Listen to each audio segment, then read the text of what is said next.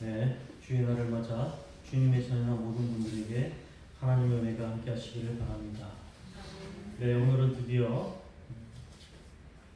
빌립보서 마지막 시간이 되었습니다.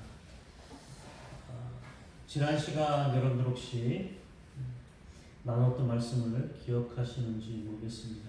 지난주에 우리가 하나님의 평안을 누리는 비결에 대해서 들었습니다. 그 첫 번째가 주님 안에서 같은 마음을 품으라고 말씀했습니다.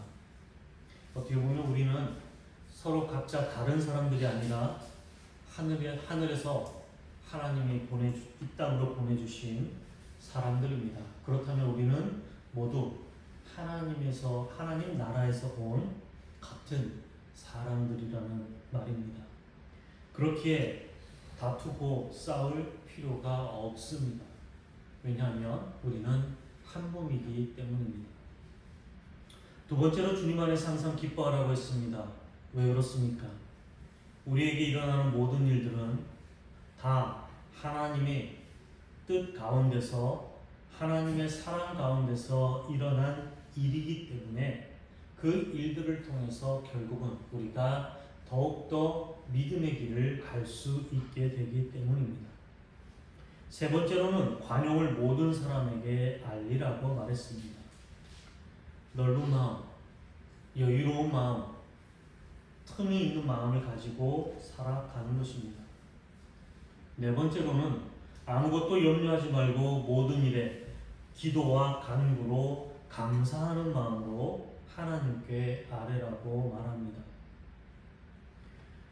이런 사람들의 한계를 넘어서는 것, 이것이 바로 하나님의 평화가 나의 마음과 생각을 지켜주신다고 말합니다.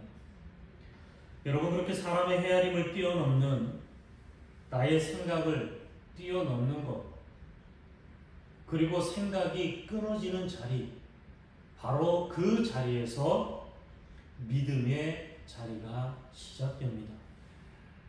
좋은 생각, 높은 차원의 생각, 하나님의 말씀의 생각, 이것들을 고르고 고르다가 마침내 우리 인간이 가지고 있는, 내가 가지고 있는 생각의 한계를 넘어서서 하나님의 생각 속으로, 하나님의 마음 속으로 들어가게 됩니다.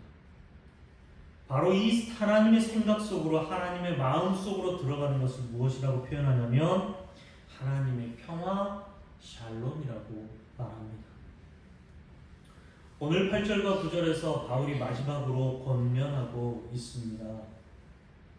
이 모든 것들을 생각하십시오. 그리고 실천하십시오. 이렇게 우리에게 권면합니다. 그러면 하나님의 평화의 하나님께서 여러분과 함께 하실 것이다. 오늘 사도 바울은 이렇게 말합니다.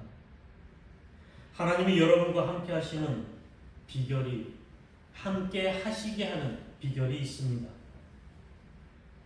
하나님이 어떻게 우리와 함께 할 수 있을까? 그것은 바로 생각하고 실천하는 것이라고 말합니다. 그러면 먼저 생각하는 것이란 도대체 무엇일까요? 오늘 무엇에든지 참된 것과 무엇에든지 경건한 것, 무엇에든지 옳은 것, 무엇에든지 순결한 것과 무엇에든지 사랑스러운 것과 무엇이든지 명예로운 것과 또 덕이 되고 칭찬할 만한 것들, 이런 것들을 생각하는 겁니다. 어떤 것, 무엇을 생각하며 살아가느냐가 중요합니다. 이렇게 생각은 우리를 하나님의 세계로, 저 천국으로 가게 하는 믿음의 통로가 될 수 있습니다. 그럴 때 우리가 땅에서 살아가지만 이 땅에서 천국을 경험하며 살아가게 됩니다. 이 땅에서 내 삶의 자리에서 천국을 이룰 수 있습니다. 부정적인 생각을 하고 살아가는 사람들이 많은 것 같습니다. 비판하고 항상 다른 사람을 평가하고 절망하고 미워하고 원망하는 생각을 품고 살아갑니다. 그런 생각을 품고 살아가다 보면 자연스럽게 내 입에서도 원망하고 절망하고 부정적이고 평가하는 그리고 미워하는 말들이 나오게 되어 있습니다. 또한 그런 말들을 내가 하다 보면 어느 순간부터는 내가 미워하는 삶, 절망하는 삶, 남을 비판하고 평가하는 삶을 살고 있음을 알게 됩니다. 나만 그렇게 살아가는 것이 아니라 더 나아가 내 주위에 있는 내가 사랑하는 내 가족과 이웃들도 그렇게 살아가도록 만드는 것이 바로 이런 부정적인 생각입니다. 여러분, 아무도 없는 산 꼭대기 속에서도 시장통과 같은 번잡한 마음을 품을 수 있습니다. 복잡한 시장통에서도 마치 산 꼭대기에 홀로 있는 것처럼 마음이 고요할 수도 있습니다.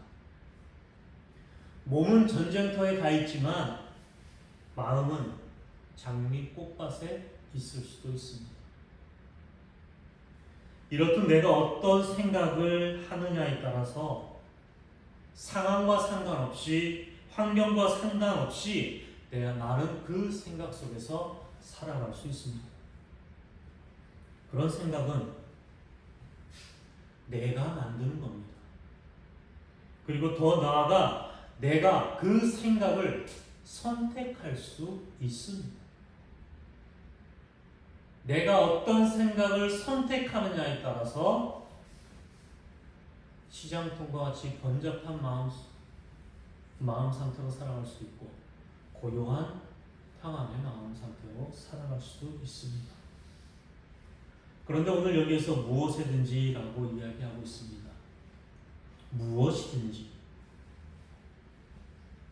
나의 부모님 앞에서만, 선생님 앞에서만, 교회에서만, 직장에서만 그러는 것이 아니라 집에서도, 일터에서도, 학교에서도, 어디에서든지 항상 긍정적이고 좋은 생각을 하고 그 생각을 선택하며 살아야 합니다.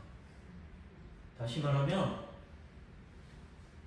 그런 마음을 통해서 예수 그리스도의 마음, 예수 그리스도의 생각, 하나님의 말씀을 생각하며 살아야 합니다. 일상에서의 우리의 삶이 좋은 것, 평안한 것, 경건한 것, 옳은 것, 순전한 것, 사랑스러운 것, 명예로운 것, 이런 것들을 생각할 때 바로 평화의 하나님께서 나와 함께 계시게 됩니다. 오늘 이 시간, 지금 이 순간 나는 어떤 생각을 하며 지내는지를 돌아보았으면 좋겠습니다. 나는 지난 한 주간 동안 어떤 생각에 사로잡혀 살았는가? 어떤 생각을 하며 살았는가? 또 지금 나는 어떤 생각이 마음에서 올라오고 있고 어떤 감정이 올라오고 있는가? 혹시 스스로 지옥을 만들고 스스로 전쟁터를 만들고 살아가고 있지 않는지 돌아보게 됩니다. 여러분, 이왕에 우리가 생각하며 살아가야 한다면 이런 것들을 생각해 보면 어떨까라고 생각해 봅니다. 사랑스러운 것을 생각해 봅니다. 명예로운 것을 생각해 봅니다. 칭찬할 만한 것, 덕이 되는 것, 순결한 것, 옳은 것, 경건한 것, 참된 것, 아름다운 것들을 지금 생각해 보시기 바랍니다. 내가 이런 생각들 속에서 살아간다면, 그런 생각들을 내 가슴 속에 품고 살아간다면 그 삶이 곧 평화로운 곳에서, 아름다운 곳에서 하나님과 함께 천국을 살아가게 되는 것입니다. 10절부터는 조금 더 구체적으로 빌립보 교회 사람들을 통해 받은 선물로 인해서 바울에게는 큰 선물을 전해주고 있습니다. 그것은 11절에 있는 것처럼 나는 어떤 처지에서도 스스로 만족하는 법을 배웠습니다. 이렇게 말합니다. 생각이 하늘로 이어준다고 아까 말씀드렸습니다. 무엇에든지 나는 어떤 생각을 할까? 아름다운 것, 사랑스러운 것, 명예로운 것, 순결한 것, 칭찬할 만한 것, 덕이 되는 것, 경건한 것, 참된 것을 생각하는 사람은 하나님의 마음과 이어지게 되어 있습니다. 하나님의 마음과 뜻에 이어져 있기 때문에 내가 어떤 처지와 어떤 상황 속에서도 감사할 수 있고, 어떤 어려운 가운데서도 적응하고 견뎌낼 수 있는 인내와 용기를 품을 수 있습니다. 그래서 능력 주시는 분 안에서 모든 것을 할 수 있다라고 오늘 사도 바울은 고백합니다. 마치 어린아이가 엄마 품에 있을 때, 그리고 어린아이가 아빠의 큰 손을 잡고 있을 때 두려움을 느끼지 않는 것처럼 말입니다. 내가 하나님 안에 있고, 내가 어떤 존재인지를 알고, 내가 하나님으로부터, 하늘나라로부터 와서 이 땅에서 살다가 하늘나라로 돌아가야 할 존재인 것을 알고 있는데 무엇이 나를 두렵게 하고 무엇이 나를 좌지우지 하겠습니까?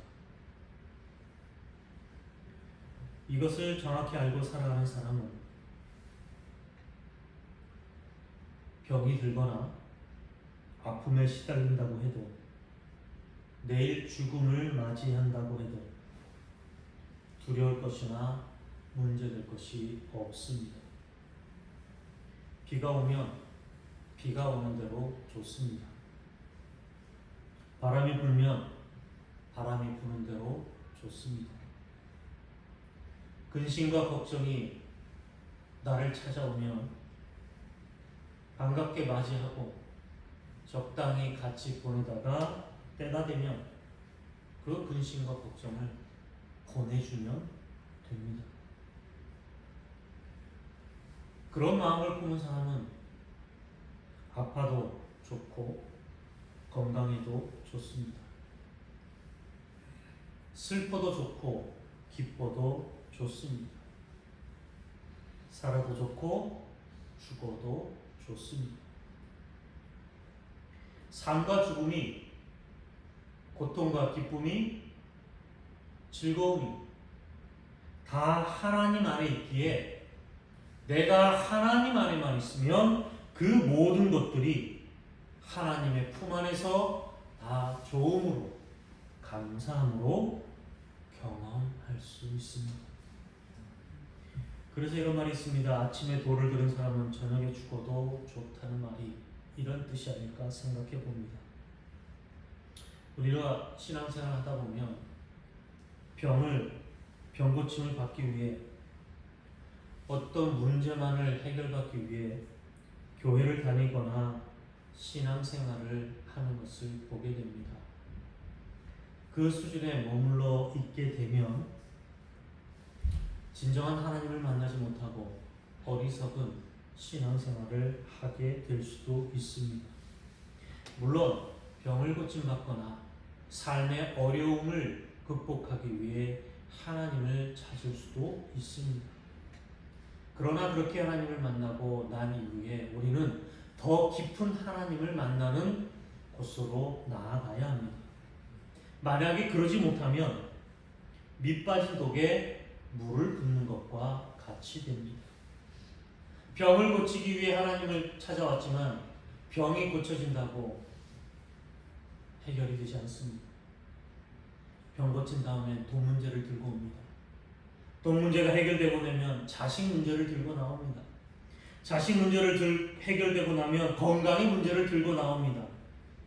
건강의 문제를 해결하고 나면 집 문제, 사업 문제, 손자 문제, 끊임없이 문제를 들고 나오게 됩니다. 한 가지가 채워지면 또 다른 한 가지가 부족해집니다. 아무리 채워도 채워야 할 새로운 것이 생기게 됩니다.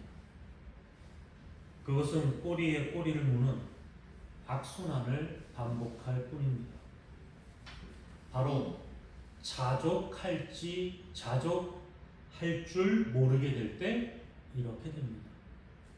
범사에 감사할 줄 모르면 이런 악순환을 반복할 뿐입니다. 그런 삶은 거짓된 삶이요 죄에 잡힌 삶입니다. 내가 비천에 처할 줄도 알고 또한 풍족하게 살아갈 줄도 알고 배부르거나 굶주릴 줄도 알고 이런 것을 아는 삶의 비밀은 새로운 신앙의 차원의 비밀입니다. 나는 어떤 처지에서도 스스로 만족하는 법을 배웠다고 바울은 고백합니다. 내가 하나님 안에 있으니까 내가 지금 이 순간 이 땅에서 어떤 환경에 있든지 그리고 내가 지금 어떤 모습으로 있든지 간에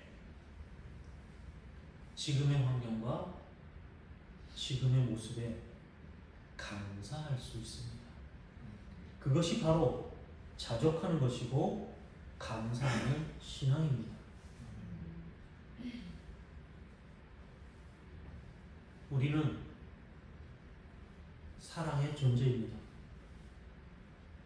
그 사랑의 존재인 우리와 평화의 하나님이 함께 계십니다. 그 하나님의 사랑과 평안 안에 내가 머물러 있고 내가 그 안에 거할 때 진정한 행복과 감사가 올라옵니다. 내가 처한 모든 형편이 다 능력 주시는 하나님과 함께 하는 자리임을 아는 믿음으로 나아갈 수 있습니다. 그런데 또 14절에서는 바울이 빌립보 교회가 그의 고난에 동참해 준 것이 참 잘한 일이라고 말하고 있습니다. 무슨 말입니까? 사도 바울이 어려움과 궁핍함에 처해 있을 때 빌립보 교회가 그것을 도왔습니다. 땅에서 살아가는 동안 이곳에서 사는 동안 이웃의 어려움과 그 문제를 함께 나누며 살아가는 것이 옳다고 말하고 있습니다. 그렇다면 나는 이웃과 세상에 어떤 고난에 동참하고 있는지 돌아보게 됩니다. 지난 금요일은 홍명근 권사님이 소천하신 지 1년 된 일주일이었습니다. 그 남편분과 자녀에게 전화를 할까 말까 고민이 있었습니다.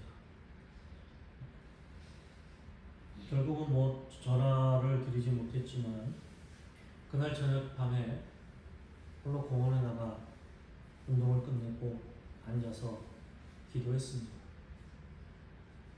물론 지금은 저희 교회를 나오시지 않으시지만 엄마와 아내를 잃은 그 마음에 일주일을 기억하며 그 빈자리를 하나님이 잘 채워주셨으면 좋겠다 기도합니다. 그리고 그들이 살아가는 인생 가운데서도 본인들이 알든 모르든 하나님의 사랑과 은혜의 손길이 있었으면 좋겠다 기도했습니다. 지금 이 땅에도 전쟁이 있어왔고 지금 또 새로운 전쟁으로 많은 사람들이 죽어가고 있습니다. 내 눈앞에 해결할 일이 많으니 지금 아프리카에서 물이 없어 목이 마르고 먹을 게 없어 배고파하는 이들의 아픔을 우리는 종종 잊을 때가 있습니다. 또 태국으로 가신 조현철 선교사님 미얀마 국경에서 탈출한 아이들과 청소년들을 만나고 그들에게 복음을 전하며 그들의 배고픔에 함께하고 있습니다. 이렇듯 우리가 내가 내 이웃이나 이 세상에 어떤 고난에 참여하고 있는지 한 번쯤은 돌아보아야 합니다. 물질로 참여할 수도 있고 마음 깊이 있는 애통해하고 사랑하는 마음으로 기도로 동참할 수 있습니다. 무엇으로 동참하든 중요한 것은 내가 할 수 있는 것으로 하는 것이 중요합니다. 교회를 위해서, 복음을 위해서, 사랑을 위해서, 그리고 가족과 형제, 이웃을 위해서 바울이 참 어려웠을 때에 기독교가 이렇게 부흥하기 이전에 복음이 처음 전해졌을 때 바울과 이렇게 함께했던 교회가 빌립보 교회였습니다. 이것으로 빌립보 교회는 바울의 영원한 동역자라는 증거를 받게 됩니다. 이렇게 우리가 이웃의 고통에 내가 할 수 있는 것으로 함께 동참할 때에 하나님께서 우리를 향하여 너는 나의 거룩한 영원한 동역자라는 칭함을 받을 수 있으리라 믿습니다.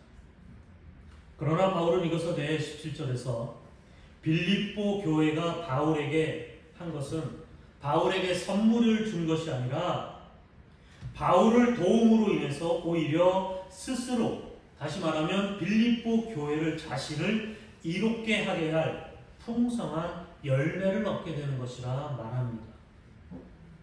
무슨 이야기냐면 이웃을 위한 헌신과 섬김과 사랑은 결국은 나 자신에게 유익이 되는 것이라 말하고 있습니다. 나 자신을 살리는 힘이 된다고 말씀합니다. 나누어주는 사람, 섬기는 사람은 교회와 세상과 남을 위해서 산 것이 아니라 결국은 나 자신의 삶을 더욱더 행복하고 사랑스럽게 가꾸어가는 일이라고 사도 바울은 말씀하고 있습니다. 그것은 바로 말씀과 같이 아름다운 향기요 하나님께서 받으시는 제물 곧 하나님을 기쁘시게 하는 제물이라고 증거하고 있습니다. 내가 그리스도의 향기가 되어 사는 삶이 됩니다. 19절에 바울은 하나님을 어떻게 고백하고 있습니까? 그처럼 우리 하나님께서는 그리스도 예수 안에 있는 영광 가운데 그분의 풍성하심을 따라서 필요한 모든 것을 우리에게 채워주시는 분이다. 이렇게 말씀합니다. 여러분, 이것이 하나님의 은혜입니다. 사랑하는 동주교 성도 여러분, 지금까지 우리의 삶을 돌아보며 그리고 지금의 시간을 돌아볼 때 우리의 고백은 이것입니다. 하나님이 우리에게 필요한 모든 것을 채워주셨구나. 내가 때로는 힘들고 슬프고 아팠지만 다 필요해서 나에게 일어난 일이었구나. 그리고 이런 일을 통해서 나를 하나님의 사람으로 만들어 가는데 가장 적합한 일들을 경험하게 해 주셨구나. 이렇게 고백합니다. 그래서 하나님의 은혜 안에서 사는 삶이고, 내게 능력 주시는 분 안에서 모든 것을 할 수 있다고 고백합니다. 바울의 마지막 문안의 인사와 같이 우리 주 예수 그리스도의 은혜가 우리의 심령 가운데 함께 있기를 간절히 축원합니다. 기도하겠습니다.